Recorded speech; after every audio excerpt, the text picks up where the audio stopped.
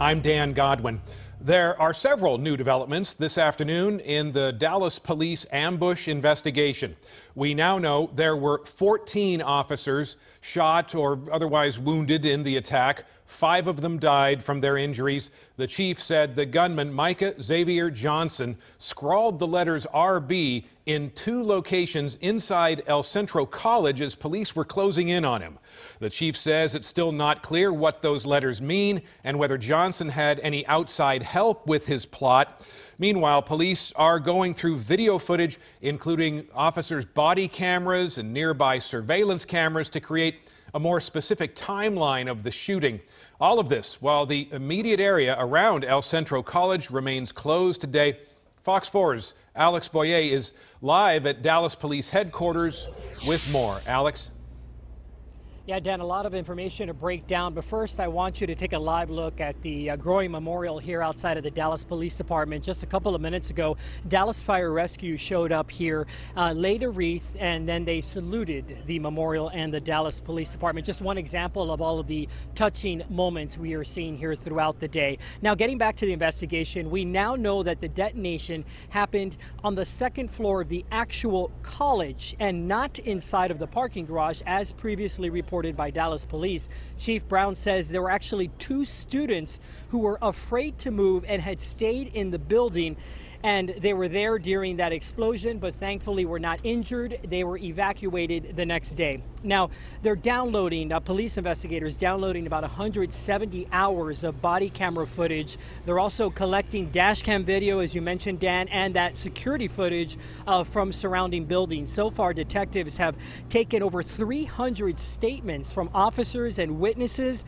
They'll go back and determine whether or not they need to further interview some of those people. The chief did confirm, though, that some officers have not given statements just yet. Now, Chief Brown was also pretty emotional today when he talked about the police being burdened with issues that could be handled elsewhere. What we're doing, what we're trying to accomplish here is above challenging.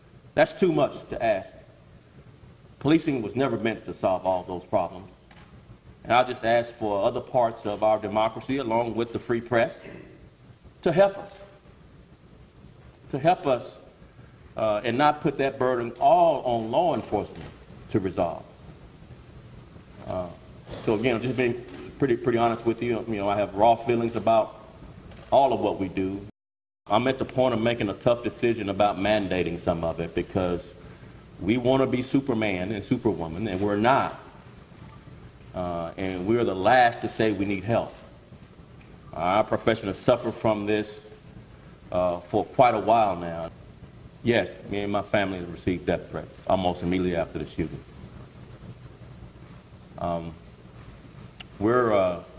a policing family here in Dallas and across the country, there is a heightened sense of awareness around threats we've received all over the country.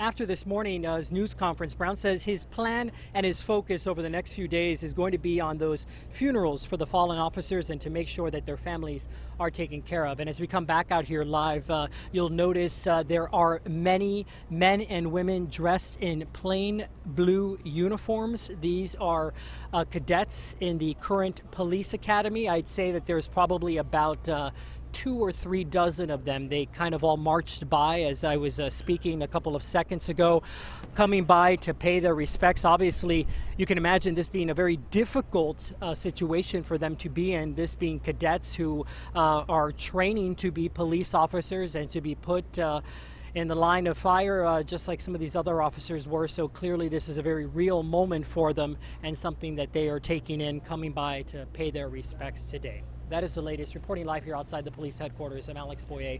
Let's send it back to you, Dan.